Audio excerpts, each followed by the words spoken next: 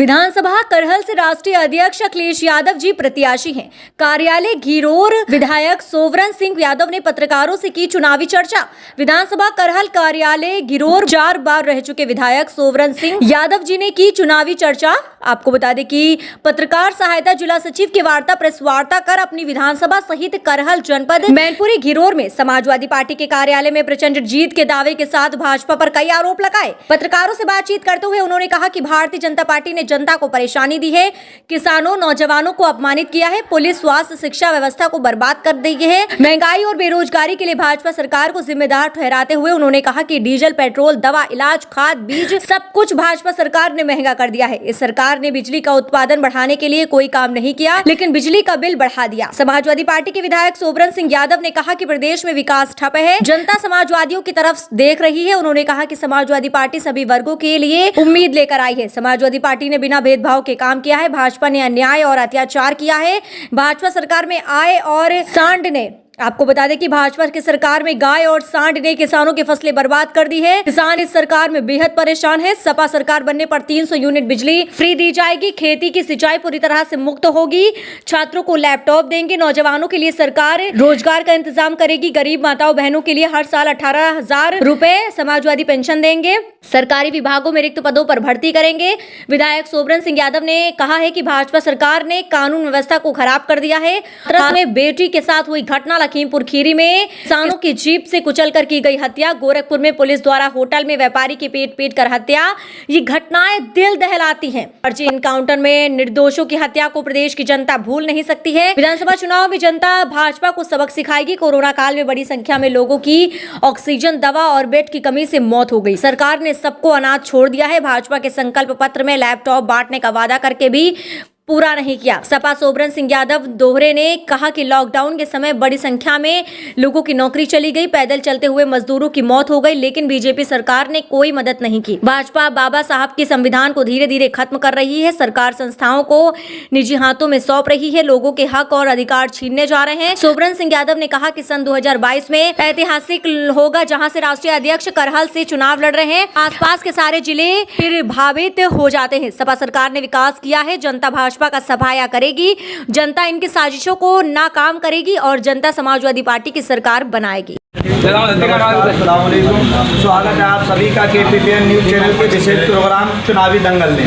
आज हम मौजूद हैं विधानसभा करहल, जहां से हमारे राष्ट्रीय अध्यक्ष श्री माननीय अखिलेश यादव जी चुनाव लड़ रहे हैं। इससे पहले जो हमारे बहुत ही माननीय बड़े और अच्छे नेताओं में शुमार किए जाते हैं और हैं भी, जो 2 बार यहाँ से करहल विधानसभा से विधायक, 4 बार करहल विधानसभा से विधायक रह चुके हैं। इससे पहले भी आप यहाँ के विधायक रहे हैं, जिनका नाम जानने के लिए नहीं पूरे इस उत्तर प्रदेश में पहचाने जाते हैं। इस सीट पर जो यहाँ से 4 बार विधायक रह चुके हैं, श्री सोवरन सिंह यादव यहाँ पर मौजूद हैं। उनसे जानना चाहते हैं कि आज जो हमारे राष्ट्रीय अध्यक्ष जी ने यहाँ से फैसला लिया है चुनाव लड़ने का, उसके ऊपर आपकी क्या राय रही है और क्या मंशा रही है और किन मुद्दों को लेकर आप जनता के बीच में जा रहे हैं। जी धन्यवाद। हम लोगों का सबसे बड़ा सौभाग्य है कि करहल विधानसभा के लोग अब की बार MLA को नहीं, मुख्यमंत्री को वोट देने जा रहे हैं।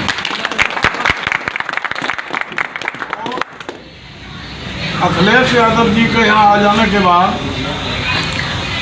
बेरोजगारी, किसानों के लिए जो बहुत हैरानी, जन समस्याएं करहल ही नहीं बल्कि पास पड़ोस के जनपदों में भी उनके मुख्यमंत्री बनने के बाद लोगों को कहीं किसी भी तरह की कोई सुविधा नहीं होगी। जहाँ तक हमारा मानना है, उनके मुख्यमंत्री हो जाने के बाद हम लोग बहुत ताकतवर वोटर होकर उभरेंगे और सबसे ज़्यादा अगर ग्रामीण प्रदेश में माना जाता है तो जो पड़ोसी होता है उससे ज़्यादा कीमती कोई नहीं। अगर हमारे साथ कोई घटना घटित होती है तो पड़ोसी हमारी सबसे पहला पड़ोसी होता है जो हमारी मदद करता है।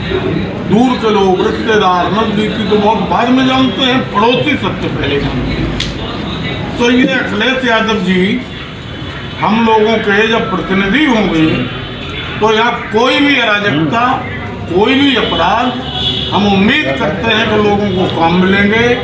किसानों को जो बड़ी हैरानी, बड़ी दुश्वारियाँ, अब आप हमें सिर्फ एक बात हमें सरकार से पूछना चाहते हैं कि उन्होंने गौशालाएँ जो कहा है, वैसे दुकानें बहुत फटती हैं इस समय। 30 रुपया एक गाय के ऊपर भूसा के लिए मिलता है, 1500 रुपया कुंतल भूसा है, तो 1500 रुपया कुंतल वाले भूसा में 30 रुपए में सिर्फ 2 किलो भूसा आएगा। तो क्या 2 किलो भूसा में कोई गाय का पेट भर जाएगा? इसका परिणाम है कि गायें मर रही हैं। बाकी तो किसान इतना हैरान है, निकाल देते हैं। हर स्थिति पर यह सरकार सरकार आलू की बेल खा रही है, भूसा नहीं खा रही, आलू की बेल ले सरकार का तो कहना ये है गौ माता हमने सुरक्षित की है और मेरी सरकार में सुरक्षित है, आपकी सरकार में सुरक्षित नहीं की, वो तो ये कह रहे हैं। गौ माता वो लोग सिर्फ कहते हैं, लेकिन गौ के पालक तो हम सब लोग बैठे हैं। आज भी मैं देखता हूँ, सुबह सर्दियों में, कड़ाके की सर्दी में जब हम आते हैं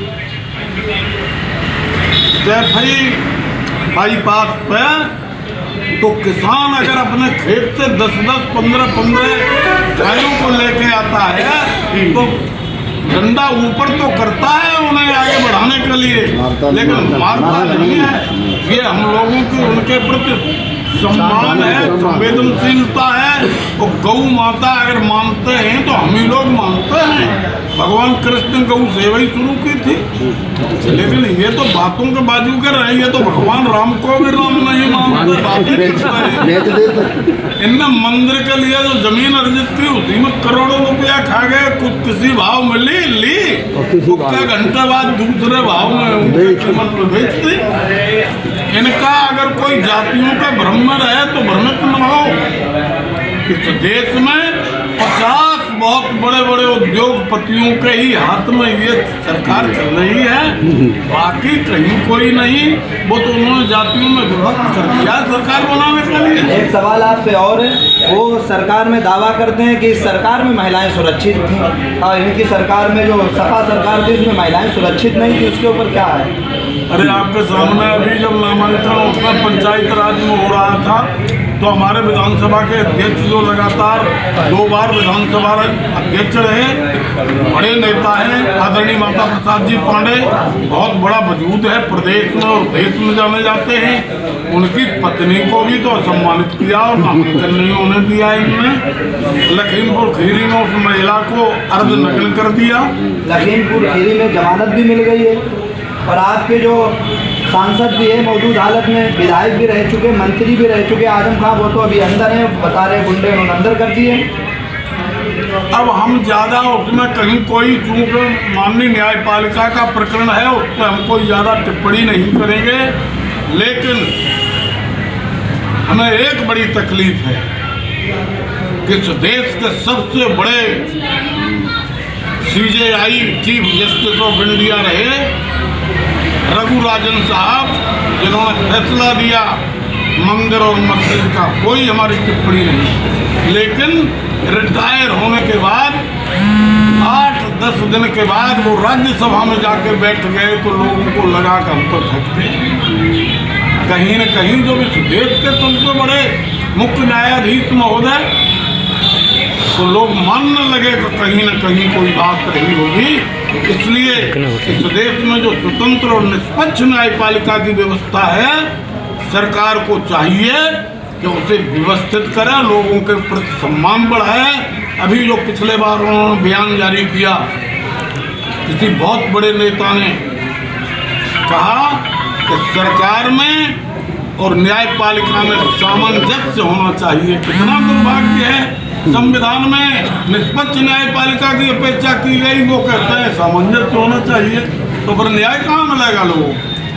इसलिए ये बहुत उन लोगों की सरकार है जिनका आम आदमी तो कोई सरोकार नहीं है, और ये फिर इस देश में जमींदारी जागीरदारी और वही फिर से लागू करना चाहते हैं, ऐसा हमारा मानना है। इस सरकार में जो भारतीय जनता पार्टी की सरकार रही है, इस सरकार में सबसे ज़्यादा नुकसानदायक जो हमारे देश के लिए रहा वो कौन सा काम रहा जिससे हमारे देश का बहुत ज़्यादा नुकसान हो रहा है? वो इन्होंने कौन से काम किए? इन्होंने कोई भी काम ऐसा किया ही नहीं है जिसमें सम्मान बढ़ा देश का। इसमें जो है इसमें कहीं भी कोई भी उनके द्वारा किया हुआ काम ऐसा नहीं है कि जिससे हमारे देश का सम्मान बढ़े। चाहे हमारे देश की सेनाएं जो ग्लेशियर में खड़े होकर सम्मान की रक्षा करती हैं, उनके मनोबल की बात हो। आपकी सरकार में तो